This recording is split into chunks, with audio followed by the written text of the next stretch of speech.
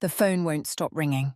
My hand trembles as I reach for it, the bruise on my wrist still purple and tender. 2 days. It's been 2 days since Christmas Eve, and I'm sitting in Bernard's old recliner with an ice pack pressed against my temple, watching the number light up my screen. Garrett. My son. I should let it go to voicemail. My lawyer told me not to answer. The restraining order paperwork sits on the coffee table beside me, waiting for my signature, but my thumb moves before my brain catches up, pressing accept.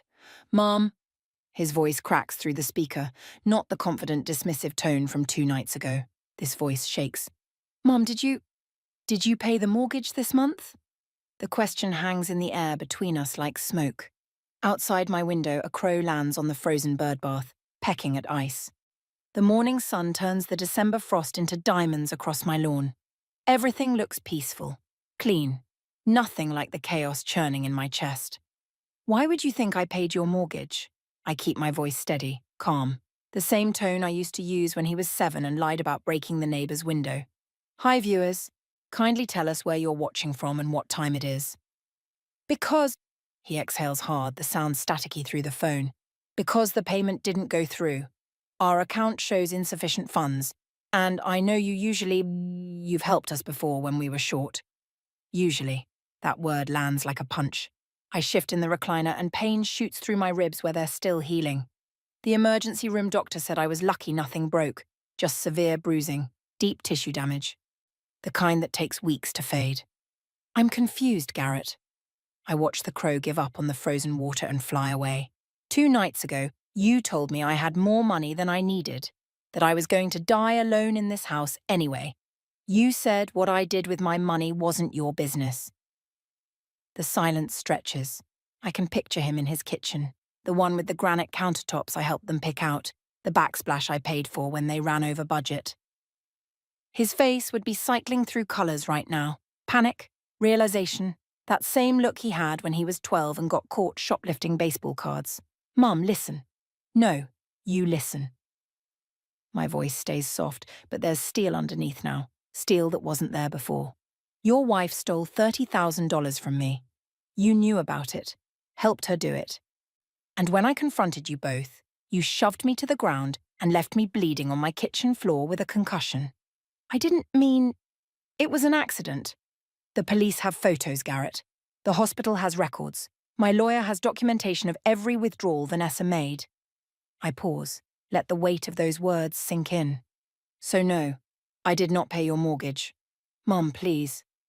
The desperation in his voice used to move me, used to make me reach for my checkbook, my credit card, whatever would fix things. They're going to foreclose, we'll lose the house, everything, just this once. Just this once? The laugh that comes out of me sounds foreign. Sharp. I gave you $20,000 for your down payment 7 years ago. I've covered your car payments, your credit cards, your emergencies, and you repaid me by stealing. By putting your hands on me. I'm sorry, God, Mum, I'm so sorry.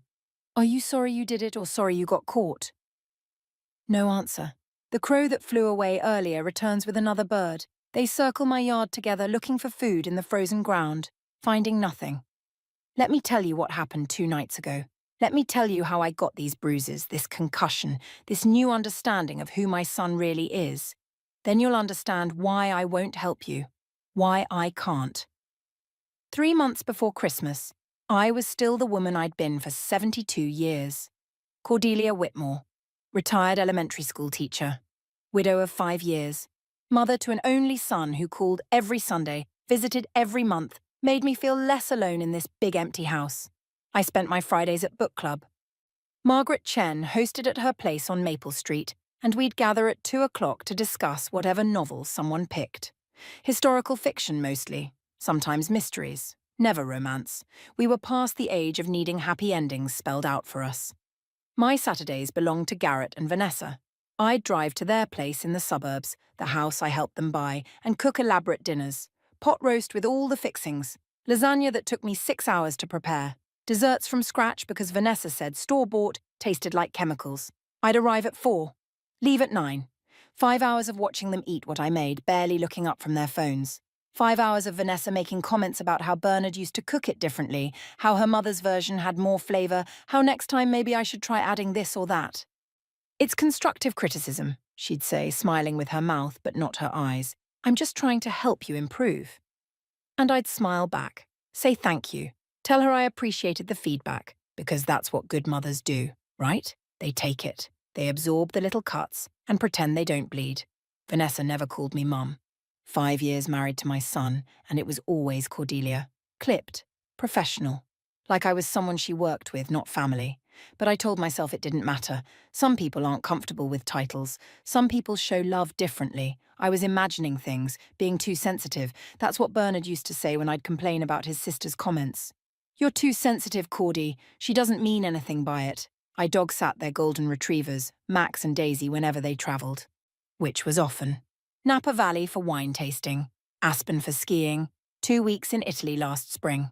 They'd drop the dogs off with a bag of food and a quick thanks, then post photos from first-class lounges and 5-star hotels.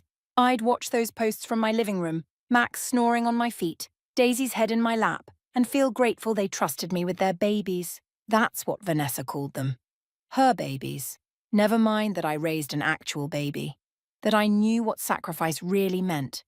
The money I gave them for their down payment, $20,000 from Bernard's life insurance, was never mentioned. It had been 7 years, and sometimes I wondered if they even remembered. If they'd convinced themselves they'd done it alone. I lived in the house Bernard and I bought 40 years ago. 3 bedrooms, 2 baths. A garden that bloomed beautiful every spring when I could still get on my knees to plant. Now the garden was mostly weeds. My knees didn't bend like they used to. Bernard's recliner still sat in the living room, worn leather cracked in places, a water stain on the ceiling above it from a leak he'd promised to fix. Never did. Heart attack took him before he could get around to it. Took him on a Tuesday morning while he was reading the paper, coffee going cold in his hand. 5 years and I still couldn't bring myself to fix that stain. It was the last thing he'd looked at, maybe. The last imperfection in our imperfect life together. I kept myself busy. Book club, volunteering at the library on Wednesdays, Sunday dinners at Garrett's that I cooked and cleaned up from while Vanessa watched reality TV in the other room. Little pieces of usefulness to justify taking up space in the world. But there were signs. Small things I'd pushed down, ignored, explained away. Like the time Vanessa asked how much Bernard's pension was worth. Just curious, she'd said, for when we're planning our own retirement. But her eyes had gotten sharp when I mentioned the amount, calculating, or when Garrett stopped asking how I was doing and started every conversation with what he needed. Mum, can you watch the dogs? Mum, our dryer broke. Do you know a good repairman? Mum, Vanessa's birthday is coming up. What should I get her? Never, how are you feeling? Or, what have you been up to? I'd become a resource, a bank, a convenience, but I didn't see it clearly. Not until that Friday in September when book club got cancelled. Margaret's daughter went into labour 3 weeks early, and Margaret called everyone at 1:30 to say she was heading to the hospital. I'd already showered, dressed, made the lemon bars I was supposed to bring. No point going home to an empty house for the afternoon. So I drove, aimless, down Pinewood Avenue past the new coffee shop, through the park where couples walked dogs in the early fall sunshine. Beautiful day. The kind Bernard used to love. We'd have gone for a drive, maybe. Found a roadside stand selling apples. I turned onto 5th Street without thinking. The ATM was there, outside the bank Bernard and I had used for 30 years. I needed cash for the farmer's market tomorrow. Pulled into the parking lot, found a space. That's when I saw it. The red coat. Vanessa wore it everywhere. Bright crimson wool designer label. The one I'd given her last Christmas because she'd mentioned wanting it. $800 I'd spent, watching her face light up when she opened the box. The first genuine smile she'd ever given me. She was standing at the ATM, her back to me, but I'd recognise that coat anywhere. Our Mercedes was parked 3 spots over, the one with the dent in the rear bumper from when Garrett backed into a pole. I sat in my car, engine running, confused. Why would Vanessa be at this bank? They used First National across town, closer to their house. Better interest rates, Garrett had said. She finished her transaction, pulled something from the machine. Cash. A thick stack of it. She counted it quickly, glanced around, I ducked down, stupid instinct, then stuffed it in her purse and walked to the Mercedes. Drove away. I sat there for 10 minutes, heart pounding, telling myself there was an explanation. Maybe she was getting cash for a surprise. Maybe Garrett sent her. Maybe I was wrong about which bank they used. But something felt off. rotten. Like when you open the refrigerator and smell spoiled milk before you even see it. I went inside, asked to speak with a banker, Susan Williams, same woman who'd helped me open my accounts after Bernard died. She smiled when she saw me. Mrs. Whitmore, what can I do for you? I need to check my statements. My voice sounded distant, like it was coming from somewhere else. My checking account, the one with the emergency access. She pulled it up on her computer, scrolled. Her smile faded. Is everything all right? I don't know. I leaned closer to the screen. Can you show me the last 6 months of withdrawals? That's when I saw them. Friday after Friday after Friday, always $3,000. Always at 2:15 in the afternoon. Always from this ATM. 8 months of Fridays. $24,000. Going back to January. These withdrawals, I said, my mouth dry. Do you have security footage? Susan's face told me this wasn't a normal request. Can I ask why? Because I didn't make them. The colour drained from her face. I'll get the manager. They pulled the footage, sent it to my email, told me to file a police report, said words like fraud and theft and investigation. Their voices buzzed like insects in my ears. I drove home in a daze, sat in my driveway for an hour before I could make myself go inside. When I finally did, everything looked the same but felt different, like walking through a stranger's house. I opened my laptop with shaking hands, clicked the email from the bank, watched the security footage. There she was. Vanessa in that red coat. Friday, September 13th, 2:17 p.m. Sliding a card into the ATM, punching in numbers, taking cash. Friday, September the 6th. Same thing. Friday, August 30th, August 23rd. I watched 8 months of Fridays, watched my daughter-in-law steal from me in high definition, her face clear in every frame. Sometimes she looked nervous, sometimes bored. Once she was on her phone, laughing at something while my money came out of the machine. The Mercedes was always in the background. Garrett's car, which meant either he was with her, or she had his keys, or... I called Garrett's number. It rang 4 times before he answered. Hey, Mom, kind of busy. The debit card I gave you for emergencies. My voice didn't shake. Strange. The one connected to my checking account. Where is it? Pause. In my wallet. Why? Are you sure? Yeah, I'm sure. What's this about? Check right now, please. I heard rustling, a drawer opening, silence. It's here, he said, right where it always is.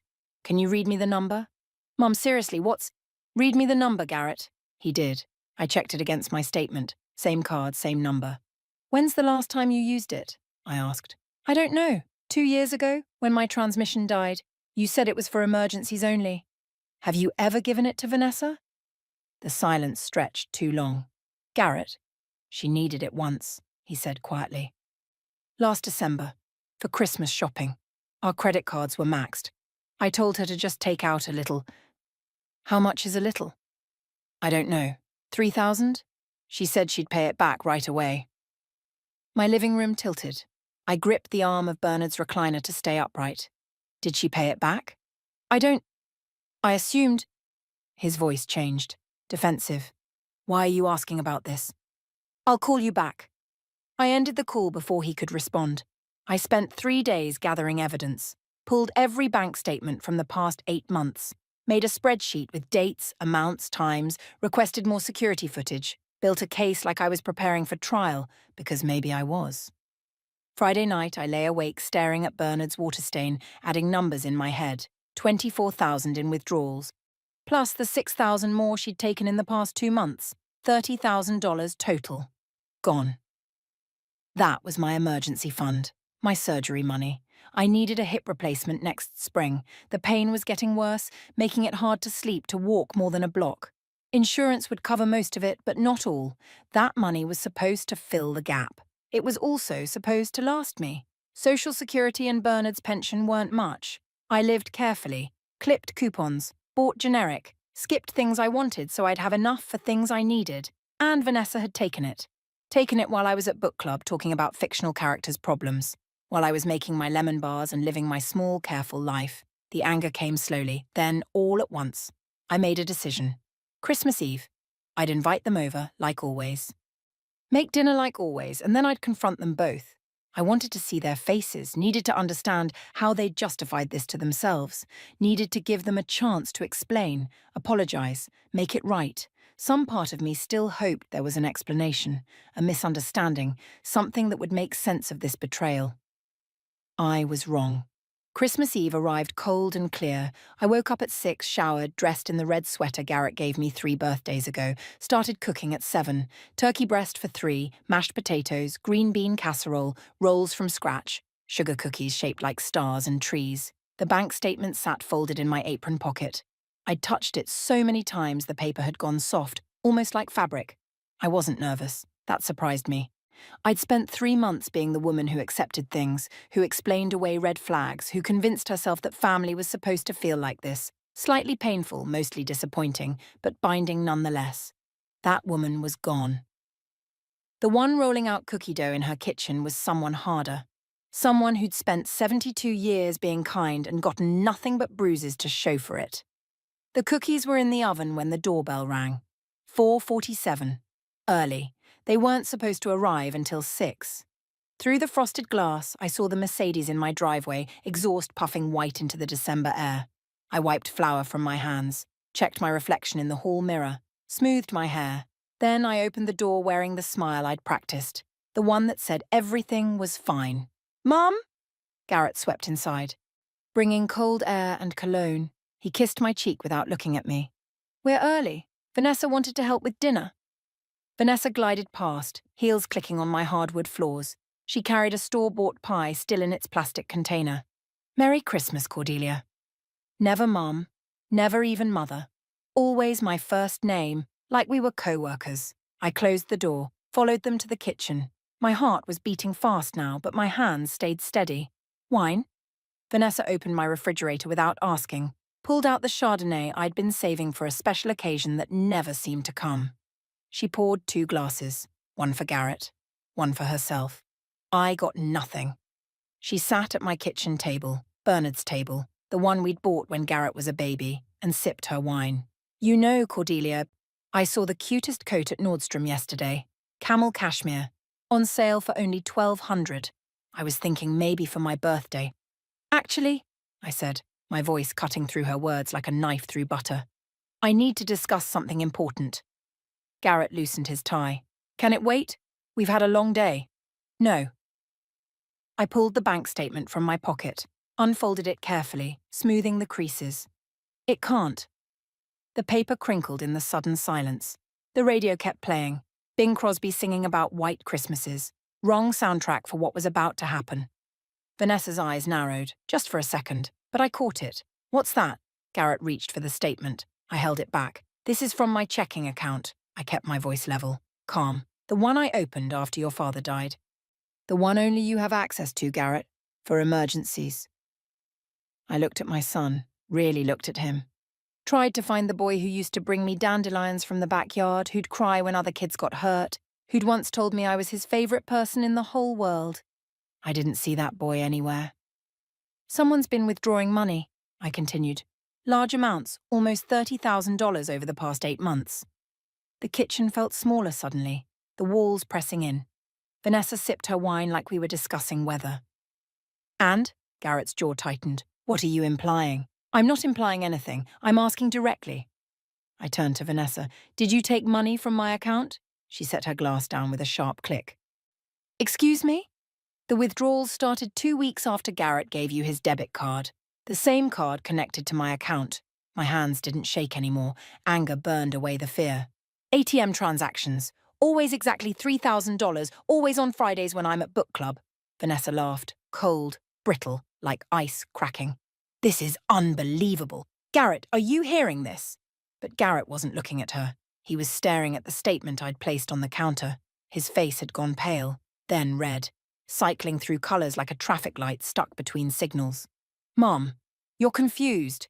His voice came out too loud, too defensive. "You probably authorised these and forgot. You're getting older." "I'm 72, not senile." Heat crawled up my neck. "I keep perfect records.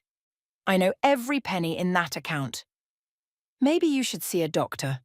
Vanessa moved closer to Garrett, her hand on his arm, united front. "Memory issues are common at your age. My grandmother had the same problem. Something cracked inside my chest. All those dinners I'd cooked. All those times I'd watched their dogs, watered their plants, picked up their mail. The down payment I'd given them. The car payments. The credit card bills. 7 years of being useful, being needed, being family. Don't you dare gaslight me. My voice came out sharp as broken glass. I saw the security footage from the ATM on Pinewood and 5th. That's your car, Vanessa. That's you in your red coat, the one I bought you last Christmas, taking my money. The silence stretched like taffy. Even the radio seemed to pause between songs. Vanessa's mask finally slipped, her pretty face twisted into something ugly, something that had probably been there all along, hiding behind smiles and constructive criticism. You had no right to spy on me. You had no right to steal from me. Steal? She laughed again, meaner this time. You owe us that money, Cordelia, after everything we've done for you. Visiting every month, pretending to care about your boring stories, that's worth something. The words hit like physical blows. I grabbed the counter to stay upright. Get out of my house. Gladly. Vanessa grabbed her purse. I'm tired of playing happy family with you anyway. You're pathetic. Clinging to money like it'll keep you warm at night. But Garrett didn't move. He stood frozen, his face a mask I didn't recognize. Mum, you need to understand. Understand what? That you let your wife rob me? That you're defending her? The house payment was due. His voice came out quiet, flat. We were going to lose everything. I told Vanessa where the card was. I told her the PIN. The floor tilted under my feet. You knew? We were desperate. You make 6 figures. You drive a Mercedes. You just got back from skiing in Aspen. My voice was rising now, getting shrill. I didn't care. You have way more than most people ever will, and you stole from your own mother? That's not your business. His voice turned cold, exactly like his father's used to when he'd been caught in a lie, when I'd questioned something I wasn't supposed to question. You have way more money than you need. What are you saving it for? You're going to die alone in this house anyway. The words hit like a slap. Like he'd reached across the counter and put his hands on me. I grabbed the edge of the granite I'd helped them pick out, and held on. How dare you? Tears burned my eyes, but I refused to let them fall. Not in front of them. That money was for my medical bills, for the surgery I need next year, for what? Vanessa was back at Garrett's side now, emboldened. To hoard until you're dead? You're pathetic, Cordelia. This whole martyr act is getting old. Get out! My voice shook. Both of you. Now! Garrett moved toward me, his face twisted with something between anger and guilt. You're making a huge mistake. I said get out. I grabbed the wine glass Vanessa had poured, my Chardonnay, the one she'd helped herself to, and threw it. Not at them. Never at them. But it shattered against the cabinet beside Garrett's head, sending white wine and glass spraying across my Christmas decorations, across the cookies I'd spent hours making, across everything. Everything happened fast after that. Garrett lunged forward. I thought he was leaving, thought maybe he'd finally heard me. But his hands found my shoulders instead. Found them and shoved. Hard. My hip cracked against the kitchen counter. Pain exploded through my side, white and hot and shocking. I'd never felt anything like it. I stumbled backward. My heel caught on the rug, the one Bernard and I had bought on our honeymoon in Santa Fe. The floor rushed up to meet me. Fast. Too fast. My head bounced off the hardwood with a sickening thud. Sound and sensation merged into one terrible moment. The crack, the pain, the ringing in my ears, and through the ringing, I heard Vanessa's voice. Jesus, Garrett, what did you do? I lay there staring at my ceiling, at the water stain Bernard had promised to fix before he died. Blood trickled warm down my temple, my hip screamed. Garrett's face appeared above me, swimming in and out of focus. This is your fault, he hissed. You pushed us to this. Then Vanessa's face joined his. You're insane, you know that. Accusing us of theft? You stay away from us, Cordelia. We're done with you. Their footsteps retreated, heavy, quick, running from what they'd done. The front door slammed. The Mercedes engine roared to life, faded away into Christmas Eve silence. I lay there alone. The radio was still playing. Silent night now. Holy night. All is calm. All is bright. I don't know how long I stayed on that floor. Long enough for the cookies to burn in the oven. Long enough for the smoke alarm to start beeping. long enough for the room to stop spinning quite so fast. When I finally sat up, every muscle screamed. I touched my head. My hand came away red, bright red, Christmas red. The counter had left a bruise blooming purple across my hip. I crawled to the phone on the wall, pulled myself up using the counter for balance. My fingers shook as I dialed. 911, what's your emergency? I need help. My voice cracked, broke. I've been assaulted.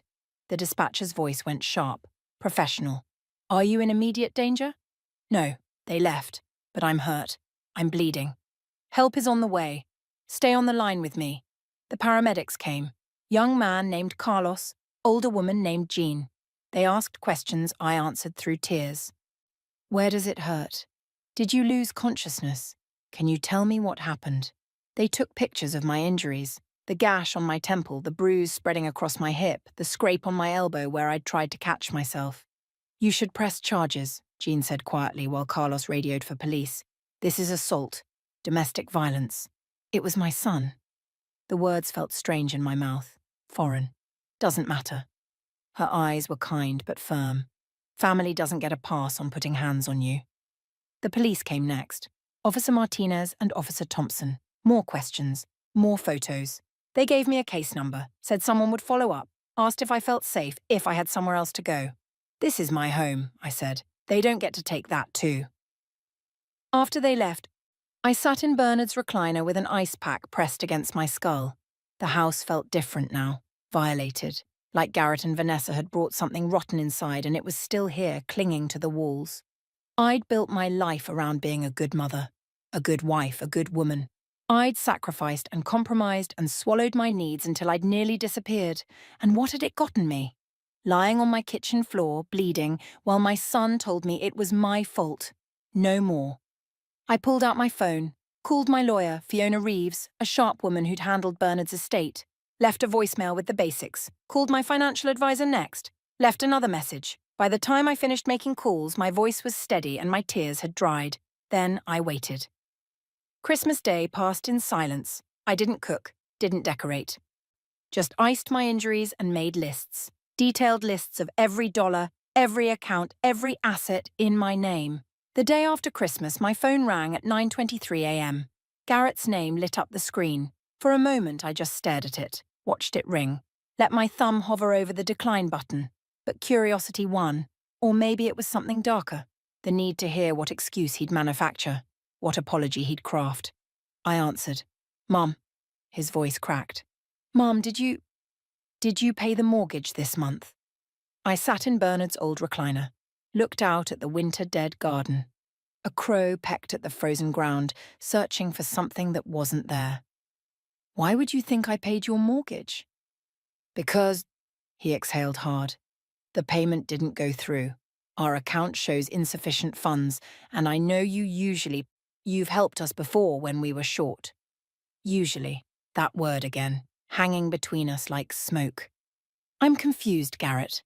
I kept my voice pleasant, almost curious. 2 nights ago, you told me I had more money than I needed, that I was going to die alone in this house anyway. You said it wasn't your business what I did with my money. Silence. I could picture him in his kitchen, his face cycling through panic and realization. Mum, listen. No, you listen. My voice stayed calm, but steel ran through it now. Your wife stole $30,000 from me. You knew about it.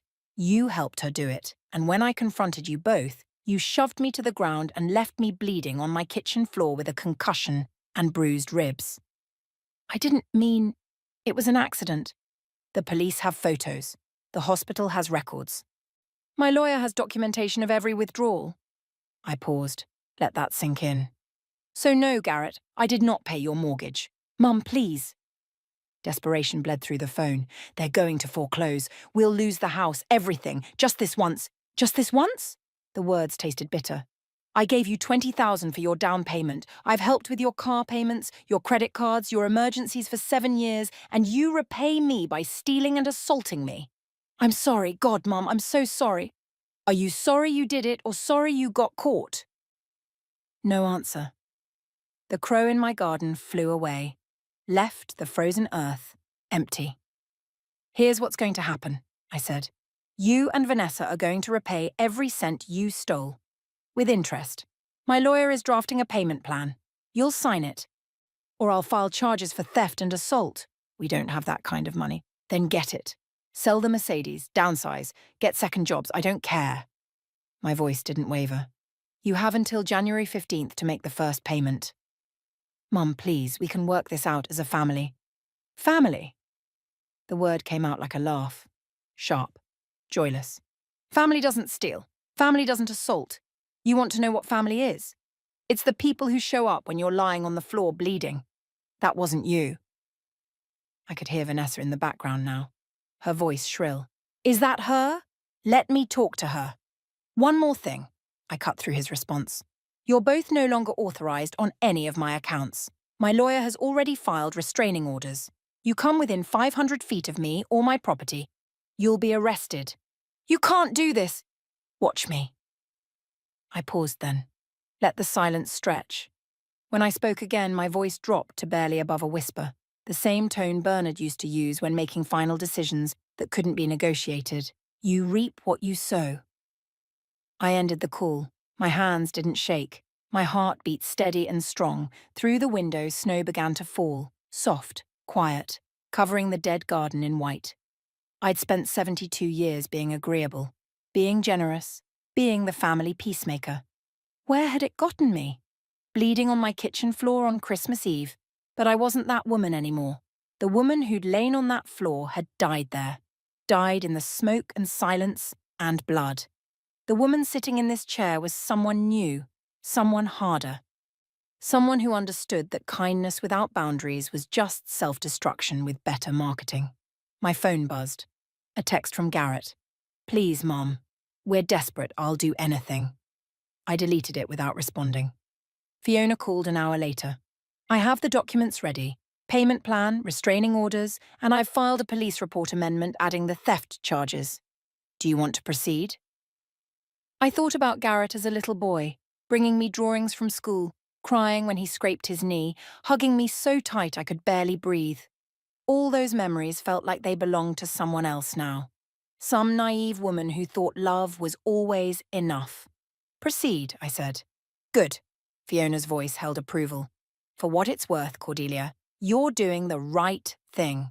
Family or not, abuse is abuse. After she hung up, I made myself tea, sat at my kitchen table where Vanessa had called me pathetic, where Garrett had said I'd die alone. The sun broke through the clouds, turned the snow to diamonds. My phone buzzed again, and again, and again. Garrett and Vanessa spiraling into panic as they realized the consequences of their actions were finally catching up. I turned the phone off, sipped my tea. For the first time in 5 years, maybe longer, I felt something close to peace, not happiness. Peace was different. Peace was knowing your worth and refusing to accept less. Peace was drawing boundaries and enforcing them, even when it hurt. Especially when it hurt. The house felt quieter without the weight of their presence, their expectations, their entitlement. Just me and the ticking grandfather clock and the snow falling soft outside. I pulled out my journal, the one I'd kept since Bernard died. Wrote 4 words on a fresh page. The same 4 words I should have said years ago. The same 4 words that would define the rest of my life. I choose myself now. 6 weeks passed. January turned to February. The bruises faded from purple to yellow to nothing. My hip still ached when it rained, but the doctor said that would improve with time. Garrett called 17 times, left 12 voicemails, sent 43 texts. I blocked his number after the first week. Vanessa called once.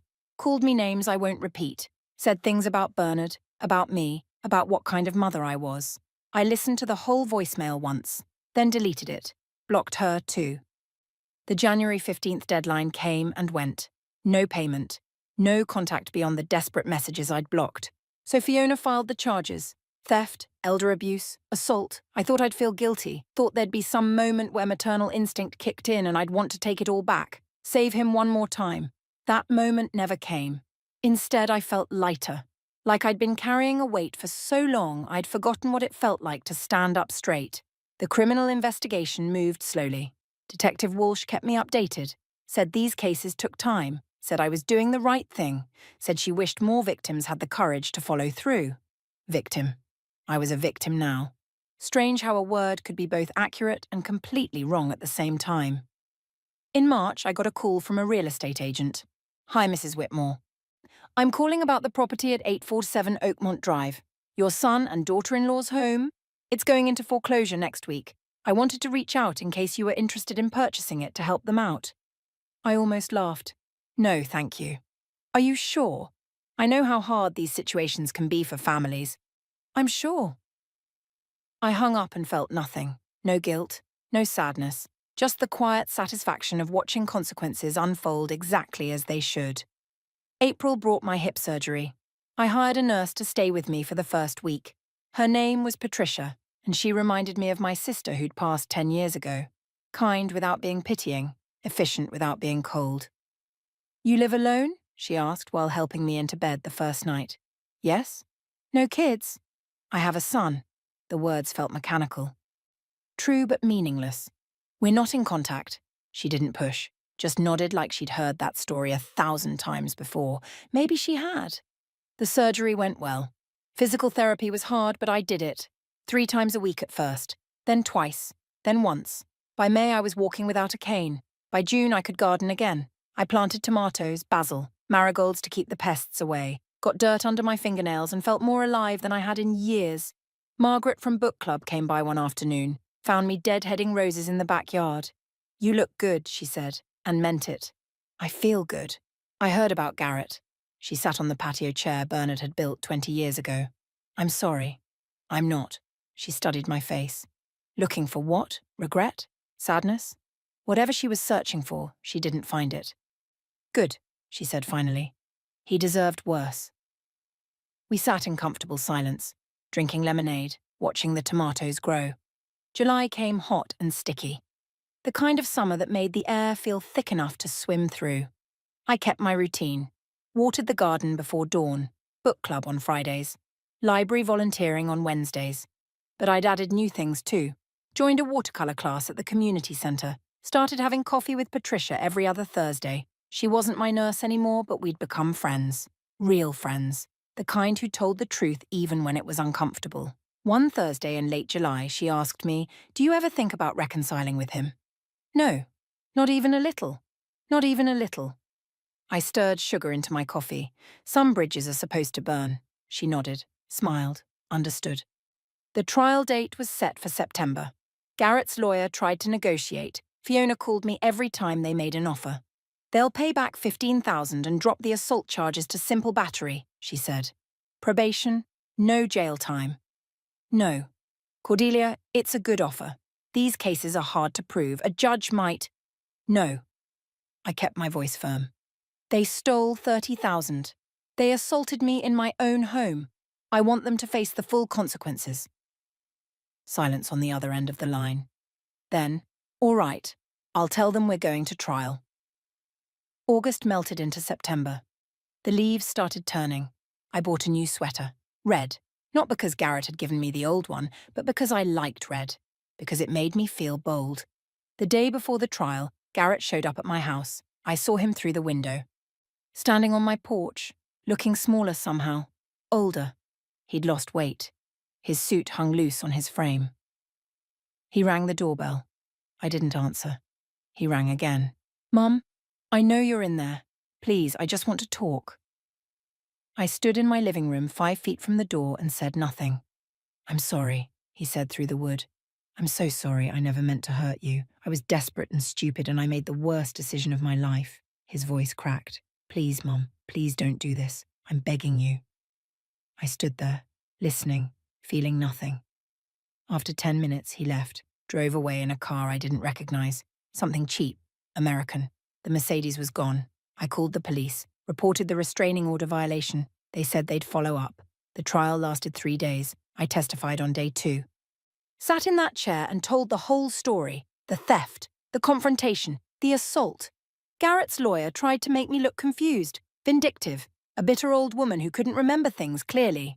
But I had the evidence, the bank statements, the security footage, the hospital records, the photos of my bruises. The jury deliberated for 4 hours. Guilty on all counts. Garrett cried when they read the verdict. Vanessa sat stone-faced in the gallery. When the judge sentenced him to 18 months in prison and ordered them to pay back the full $30,000 plus interest and legal fees, she got up and walked out.